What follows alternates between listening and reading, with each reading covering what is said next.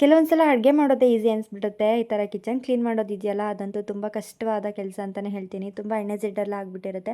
So ಅದಕ್ಕೋಸ್ಕರ ನಾನಿವತ್ತು ಅಮೆಜಾನಿಂದ urban wipe kitchen ಕ್ಲೀನರ್ನ ತರಿಸ್ಕೊಂಡು ಇದರಲ್ಲಿ ನಮ್ಮ ಕಿಚನ್ನ ಈಸಿಯಾಗಿ ನಾವು ಕ್ಲೀನ್ ಮಾಡ್ಕೋಬೋದು. ಯಾವುದೇ ರೀತಿ ಸೈಡ್ ಎಫೆಕ್ಟ್ ಇಲ್ಲ. ಸೊ ಈಸಿ ಟು ವಾಶ್ ಅಂತಲೇ ಹೇಳ್ತೀನಿ. ನಿಜವಾಗ್ಲೂ ತುಂಬಾ ಚೆನ್ನಾಗಿದೆ. ಇಟ್ಕೊಟ್ಟಿರ್ತಾರೆ, ಲಿಡ್ನ ಫಿಕ್ಸ್ ಮಾಡಿಕೊಂಡು ಈ ರೀತಿ ನಾವು ಎಲ್ಲೆಲ್ಲಿ ಕಲೆಗಳಿದೆ ಅಲ್ಲಿಗೆ ಸ್ಪ್ರೇ ಮಾಡಿಕೊಂಡು ಒಂದು 3 ರಿಂದ 5 ನಿಮಿಷ ಬಿಟ್ಟು ನಾವು ಈ ಥರ ಕ್ಲೀನ್ ಮಾಡ್ಕೋಬೋದು. ಸಾಮಾನ್ಯವಾಗಿ ಎಣ್ಣೆ ಜಿಡ್ಡಂತೂ ಹೋಗೋದೇ ಇಲ್ಲ. ಹಾಗೆ ಕಲೆಗಳೆಲ್ಲ ಕೂತ್ಕೊಬಿಟ್ಟಿರುತ್ತೆ, ಅದನ್ನು ಕೂಡ ಹೋಗ್ತಾ ಇರೋದಿಲ್ಲ. ಹಾಗೆ ಚಿಮ್ನಿನೂ ಕೂಡ ಕ್ಲೀನ್ ಮಾಡ್ಕೋಬಹುದು.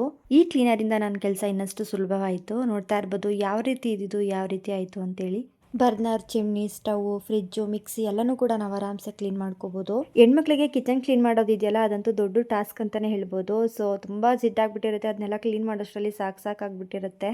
ನಾವು ಯಾವಾಗಲೂ ಕಿಚನ್ಲಿ ಅಡುಗೆ ಮಾಡೋದ್ರಿಂದ ಎಣ್ಣೆ ಎಲ್ಲ ಸಿಡಿದು ಸಾಂಬಾರೆಲ್ಲ ಚೆಲ್ಲಿ ಈ ಥರ ಎಲ್ಲ ಗಲೀಜಾಗ್ಬಿಟ್ಟಿರುತ್ತೆ. ಸೊ ಇಲ್ಲೂ ಕೂಡ ಆರಾಮ್ಸೆ ನಾವು ಕ್ಲೀನ್ ಮಾಡ್ಕೋಬಹುದು. ಹಾಗೆ ಫ್ರಿಜ್ನು ಕೂಡ ಆರಾಮ್ಸೆ ಕ್ಲೀನ್ ಮಾಡ್ಕೋಬಹುದು. ಇನ್ನು ಮಿಕ್ಸಿ ಕೇಳಬೇಕಾ, ಮಿಕ್ಸಿ ಅಂತೂ ತುಂಬ ಗಲೀಜಾಗಿರುತ್ತೆ. ಈಸಿಯಾಗಿ ಮಿಕ್ಸಿ, ಜಾರು ಎಲ್ಲನೂ ಕೂಡ ಕ್ಲೀನ್ ಮಾಡ್ಕೋಬಹುದು. ಹಾಗೆ ಬಿಟ್ಟರೆ ಹುಳ ಬರೋ ಚಾನ್ಸಸ್ ಇರುತ್ತೆ.